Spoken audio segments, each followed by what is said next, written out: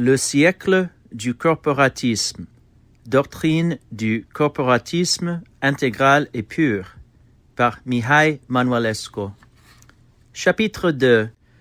La transformation de la structure de l'économie mondiale. Nous nous proposons tout à l'heure d'examiner ce qu'il y a de profondément changé dans la vie de l'humanité depuis le XXe siècle, qui commence historiquement à la fin de la guerre mondiale. Dire que ces changements sont profonds et multiples, ce n'est rien dire. Ramener tous ces changements à une cause unique, n'importe quel soit son caractère, économique, social ou moral, c'est manquer de sens historique et sociologique. Si donc nous ne pouvons pas reconnaître une cause unique, ni nous soumettre à l'absolu du matérialisme historique qui voudrait que cette cause des causes soit à tout prix économique, nous ne pouvons pas toutefois nous empêcher de reconnaître une cause dominante qui fournit l'explication, non pour toutes, mais pour une homme, partie des manifestations de notre époque. Cette cause, c'est la transformation de la structure de l'économie mondiale, caractérisée avant tout par la décentralisation industrielle de l'humanité.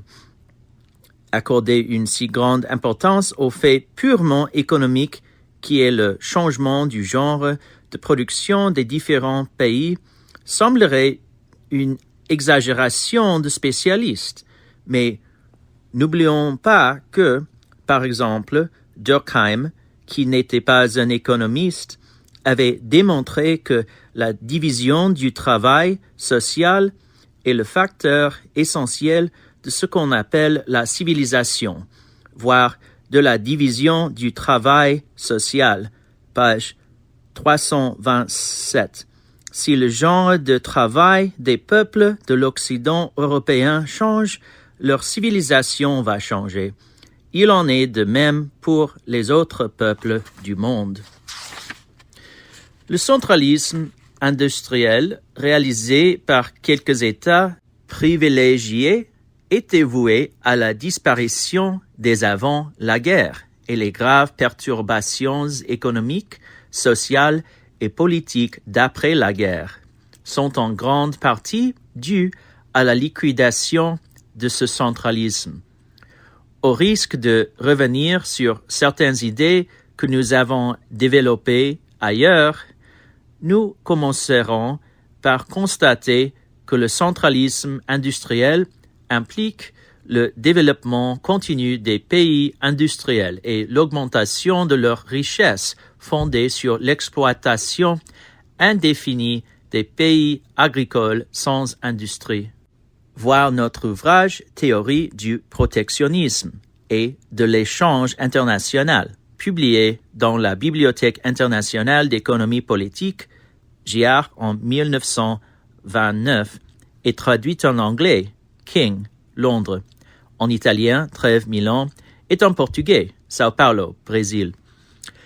On objectera que notre répartition entre pays industriels et pays agricoles est trop catégorique, qu'en fait la production de presque tous les pays a un caractère mixte, agricole et industriel, où seule la proportion de ces deux branches de production varie. En réalité, ce qui décide du caractère industriel ou agricole d'un pays dans l'économie mondiale, c'est son exportation. Les pays qui exportent des produits industriels sont des pays industriels et ceux qui exportent des produits agricoles sont, pour le commerce mondial, des pays agricoles.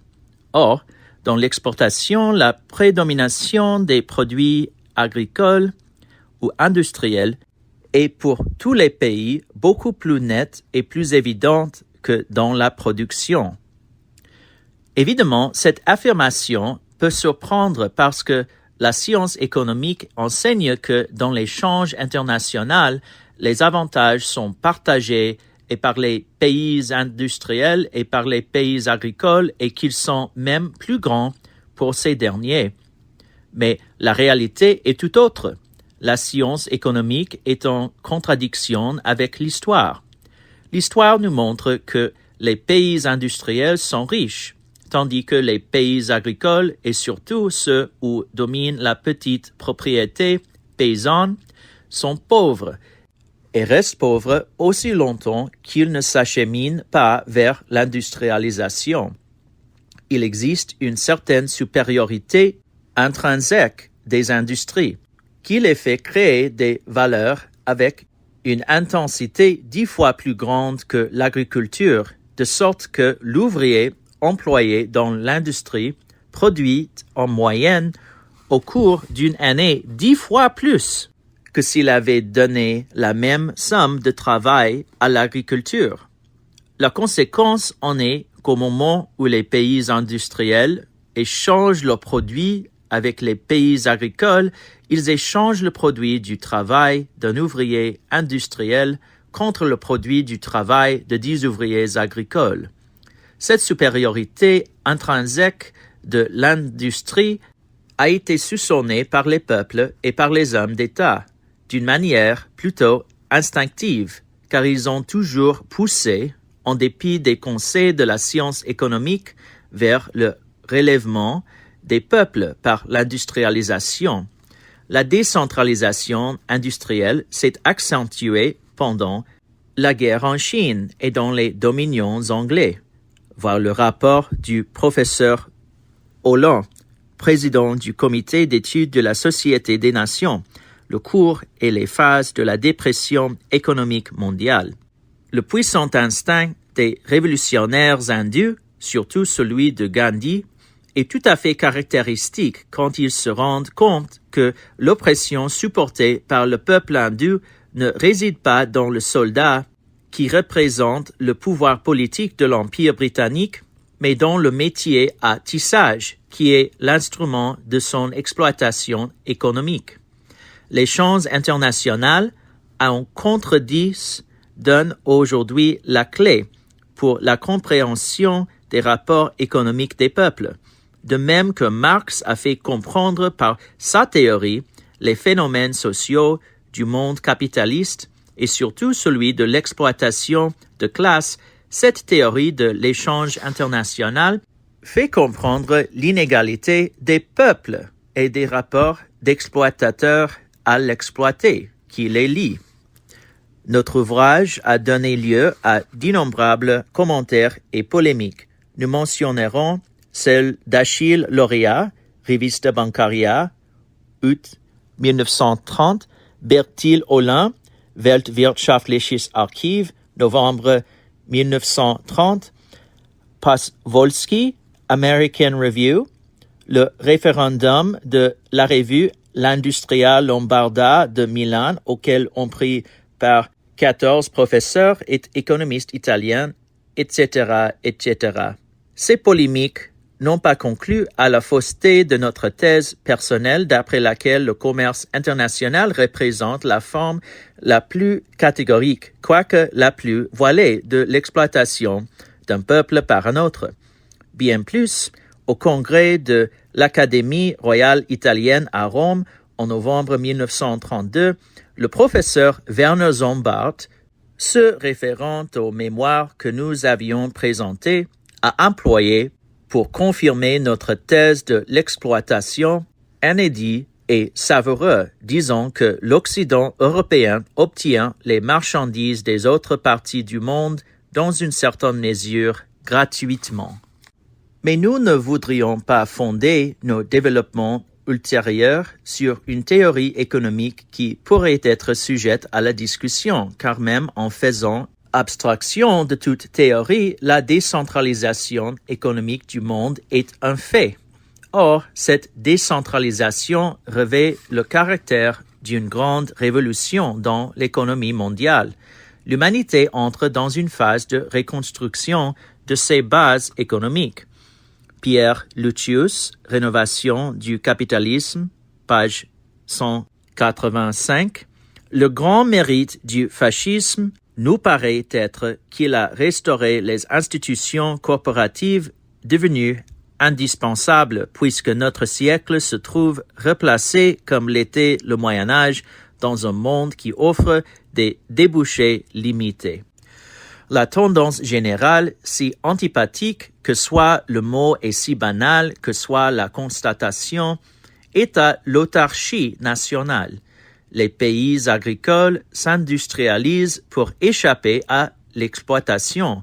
Les pays industriels encouragent leur agriculture parce qu'ils ne peuvent plus payer les aliments de l'extérieur avec leurs produits industriels. C'est une phase d'émiettement de l'économie mondiale. Voir notre article Zersplitterung und Wiederergänzung der Weltwirtschaft, émiettement et reconstitution de l'économie mondiale, publié dans la Weltwirtschaftliches Archiv de Kiel, novembre 1932. En conséquence, chaque pays sera obligé de se donner de nouvelles formes d'organisation destinées à affirmer son caractère unitaire dans l'économie internationale. La science elle-même en est influencée car le concept d'organisme économique se substitue dans la réalité même avant la science à celui d'individu ou de homo economicus, Ugo Spiritu, I fondamenti della economia corporativa, page 116. Chaque pays agira dans le commerce international selon des règles nouvelles d'intérêt national, en observant à tout moment le principe de ne rien accorder à un autre pays, qui ne serait compensé par un avantage équivalent de la part de celui-ci. Chaque pays sera une unité économique distincte et devra présenter dans toutes les manifestations de sa vie nationale une solidarité inconnue jusqu'à nos jours. Le caractère unitaire et solidaire de chaque pays sera imposé par la nécessité de la résistance à une époque difficile. Cette phase qui demande la création et la mise au point de méthodes commerciales nouvelles, compensation, contingent, contrôle des devises, etc., aboutira quand même plus tard à une reconstitution de l'économie mondiale, car la collaboration économique internationale sur des bases toutes nouvelles et en abandonnant toute exploitation entre les nations s'imposera de nouveau comme une nécessité à laquelle l'humanité ne pourra pas se soustraire. Jusqu'à ce que cette évolution s'accomplisse, les pays accentueront chaque jour leur isolement en diminuant la circulation internationale des marchandises et, en même temps, la circulation internationale du capital. Cette dernière circulation a eu une importance immense au XIXe siècle. Elle a été l'un des facteurs permanents qui favorisait l'écoulement des marchandises industrielles vers les pays agricoles et primitifs. Au moment où la source du capital mobilier commence à tarir, tout le système des échanges entre l'humanité industrielle et l'humanité agricole est considérablement affaibli. Or, cette source est menacée. En effet, le capital mobilier est un produit spécifique des pays industriels en pleine prospérité et en pleine expansion.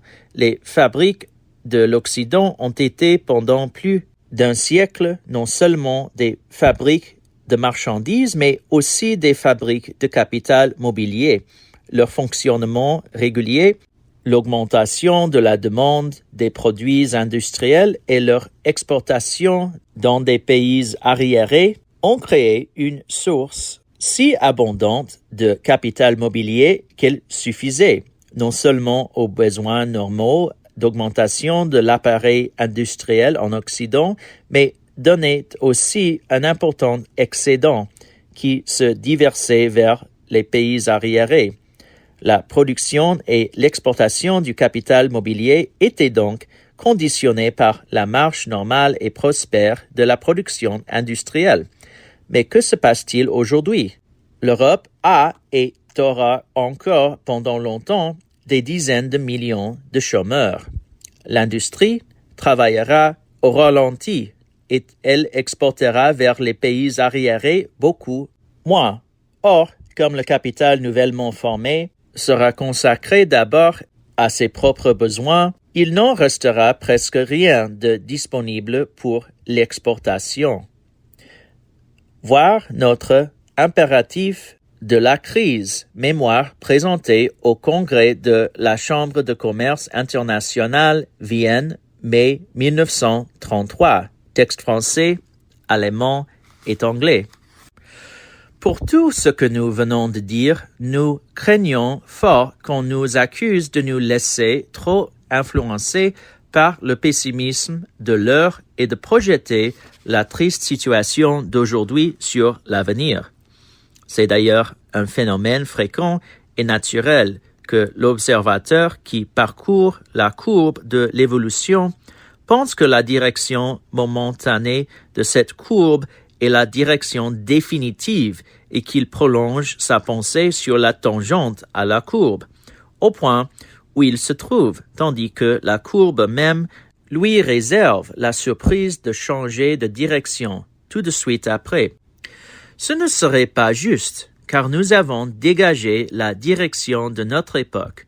Nous allions dire la ligne générale, si le terme n'était pas compromis, en considérant seulement certains facteurs essentiels dont rien ne peut changer le sens.